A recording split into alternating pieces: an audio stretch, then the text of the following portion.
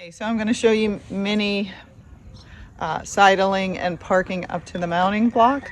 When I do it, now it's pretty easy for her. I just pull her up there, but I have the reins over her head once I get close to the mounting block, and then I just pull her up. If she starts to walk forward, you just hold and pull back on them because they don't know. So you're going to pull on the reins to kind of hold them. And then if she didn't come close enough, I just raise my hand up. If that didn't work, then I take a stick and I hold the stick up, and then I tap her on the opposite hip if that did not work also. But she knows what to do. You don't want to try and make them too close because sometimes then they come over the mounting block. Reins over her head. Not yet. She knows what to do. Get up on the mounting block or the curb or whatever. Pull her forward a little bit. There we go.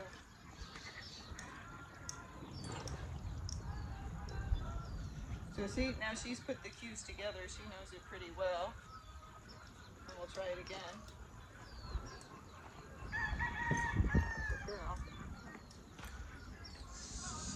We want to keep it nice and tight. Okay, so I'm just going to walk her around and try it again.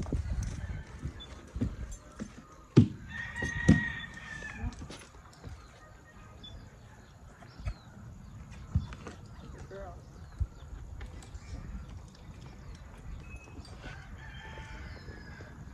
And there you go. So not every horse is as easy as her. She was pretty easy to teach this. She likes to please and she likes food, so right? So that worked out pretty well.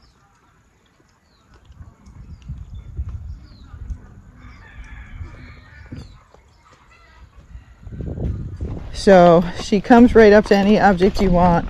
Just put the reins over her head because it's easier. Then when you get up there and then get up on the object, if she's not close enough, you just pull her up. See how she's turning herself sideways? And then she's parking herself out because she knows what to do now. And so once they know the signals, you try not to confuse them at all. And she can have a little treat for doing it correctly. Just keep a fist and don't give it to them until they're being nice about it. Check your girth and everything. And tighten that up a little bit.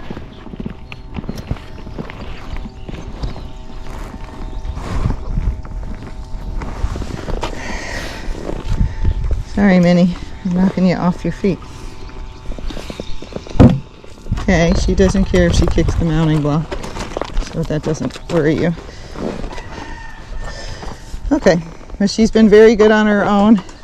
I've been cantering up some of the hills. I'm doing it slowly, so if your grandkids ride her, don't let them gallop her because that always amps horses up, but they can canter her just slowly.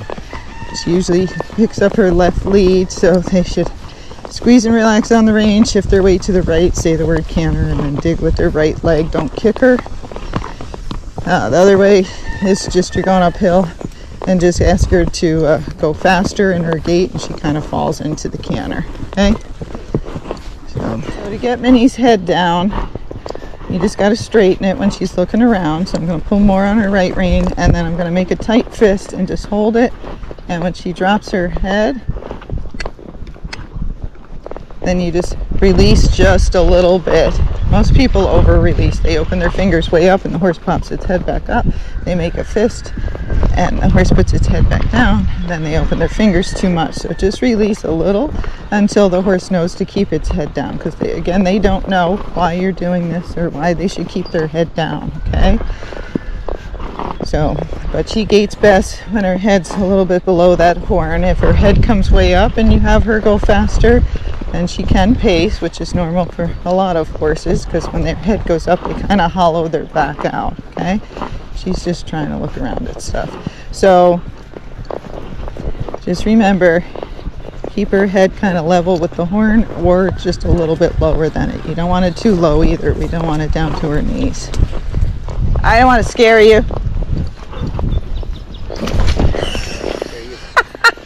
Here, I'll go here. Yeah, have a good one. Yeah. Okay.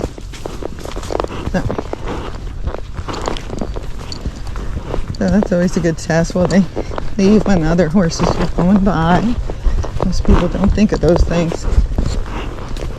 But not all horses will. A lot want to go with the other horses because they don't like being alone.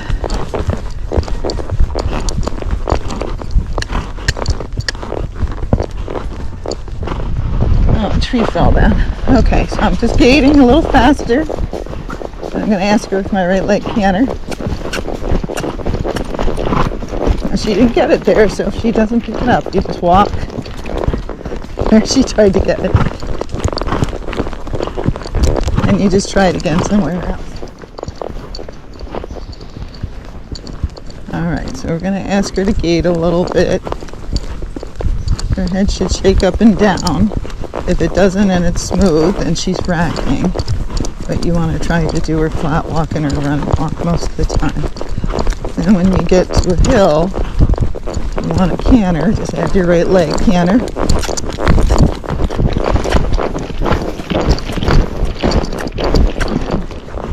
But you'll see she comes right back to a walk. When you're practicing the canter with your horses, you don't want people getting on them and galloping the hell out of them, because if they do, it's going to fire your horse up.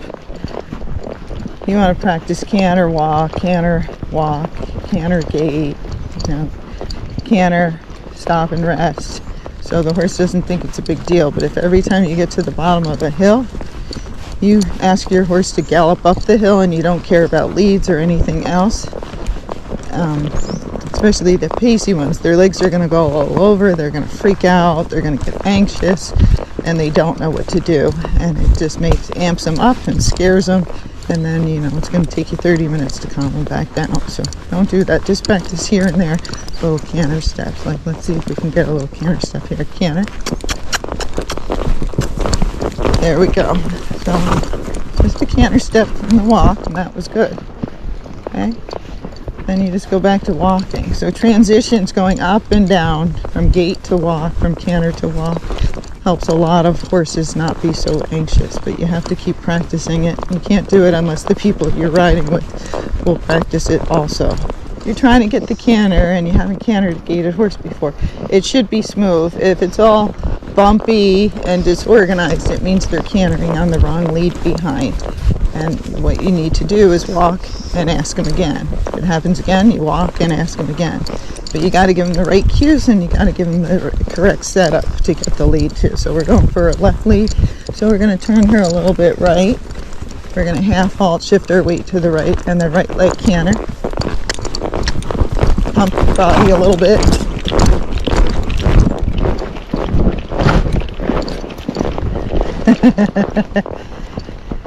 But when it feels a little weird or a little bit funny, cross cantering. And you keep practicing over and over again until they get it correct. And then when they get it correct, you stop and make a big fuss. If they couldn't canter at all, then cantering on the wrong lead, at least that's a start. So you accept that in the beginning. And then over time, once they consistently know to pick up the canter, then you can start being more picky.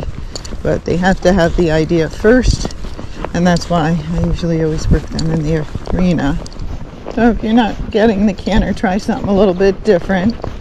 Try to do it partly up the hill instead of at the bottom. Maybe the horse is getting too antsy. So we're at the bottom right now. And this usually helps horses just canter off slower because it's harder. Now we're going up the hill. Good girl. And that was a nice little canter. I turned her to the left. I half halted, shifted my weight to the right, and gave her a little right leg, and you heard me say the word canter. So I like to say the word because everybody asks for it differently, and then they confuse the horses. Okay? But you just want canter steps, and you want them very, very slow, and you won't fall off. But if you people start galloping or going nuts, you bring the adrenaline up, and something jumps out, and the horse is going to spook, and people fly off sideways. Alright, but you see how much better she is just from coming out here alone and me riding her. She's not as looky. She was a little bit when we left. It's cold this morning, but now she's quite comfortable and doing really well. But each horse is different. Minnie has a very good temperament. She's funny and silly. She needs work, though, for her to be good. But she likes coming out alone. She's not a nervous horse. She's more adventurous. My kind of girl. Okay, I got off to graze her, and now I have the reins over her head, so I'm going to stand up on this dirt pile, and I'm pulling her head up. Okay, good girl. So now she's right over by it. Don't let them eat grass when you're getting on, because it'll make you fall off. Good girl. That way, if they know they're getting a little cookie, they stand here. And again, you can wean this away in time. I just tell people, do this in the beginning. It makes it easier. Don't let them leave. Make them wait till you're ready. They can keep turning if they need to move their feet because they're anxious. Just don't let them walk away, but you can turn in a circle. Okay, now we're ready. If you let them just walk away when you get on, you just taught them that as soon as you get on, you're walking away. So then when you go to get on, the horse, instead of waiting for you to get up there, just walks away because that's what you taught them. And they're skipping a step. So always try to make them wait. But a lot of horses are anxious, especially out here, so that's why it's a good thing to practice over and over at home, then practice it around the barn getting on and off, then try it out on the trail, and then try it close in case you can't get on, so you can walk home. Now that we're going back, we're going to try not to canter because we don't want to amp them up on the way back, since we're doing a trail that's out and back. In other words, we're going back the same way we came. We're going to go down the hill, and again, to make sure we're teaching them to go slow, we're going to walk, stop, but we're not stopping very long. This is for all those people saying they're having problems going downhill. Well, just stop for a second. She's good, but a lot of horses won't stand there very long. And then try to serpentine down the hill, make it easier for your horse. If they're having major problems, they're really running down the hill, it can be anxiety, but it can also be pain, saddle fit, their hocks, their stifles, their back. So you want to check those things out and just make sure it's nothing medical. Okay, and on the trail going home, stop once in a while so they get used to just stopping. Good girl. And then off you go. And then over time you stop longer and longer, and that's how you can get them to just stop and stand there. But you got to practice it, you got to show them, and in the beginning, when they're nervous, they're not going to stand very long, and that's normal. It's like you standing next to a crocodile. You wouldn't do it very long until you figured out the crocodile had no teeth, and he was an old one, and he wasn't going to bite you. So they first got to know it's safe and it's okay, but a lot of times they don't want to stay out here alone. So they'll do it for you, but they're not going to stay very long. So see, she's good. She's looking around. She's like, oh, good. Look at the scenery. But a lot don't. The walking horses and some of the other gaited horses, she started going down a little fast. It's easier for them to go down faster than to go down slower because they have to engage themselves. So you got to teach them to go down slow. And it's possible the people that had the horse before you ran them down the hill, and so the horse thinks that's the correct answer, and nobody showed him anything else besides that. So I always like to get off, walk the horses down the hill, and I see what's happening with their legs and their back. If they can walk slowly down the hill without you on them, then it's usually not medical. It's either saddle fit or they don't understand. But if they're running down the hill when you're walking on the ground too, then it might be something medically is wrong with that. A lot of these horses too, when you get them, they're used to walking out fast because a lot of people, are comfortable with them, and especially the walking horse has a big stride, and so they move. And so if you're a timid rider and you're really scared, then you got to get used to them in the arena first, and then you got to get used to them flat walking at least. Because a lot of horses, when they get scared, they're going to start walking faster, and if you just holding on them, it makes them more anxious and they want to get away from you, and that just makes them faster. So you got to get used to the speed a little bit, or make sure it's a really slow horse. But most people, I can tell you, even when they were really scared to go faster on these guys, I start, all my clients in the arena, and in the end, they love going fast, but they had to get their confidence up. And they had to get used to the horse and their comfort level. So sometimes, we really have to wear the horses out in the beginning so that it goes slower for the people, and then they don't need to do that at all after a while. So, but no, these horses do walk faster than quarter horses usually.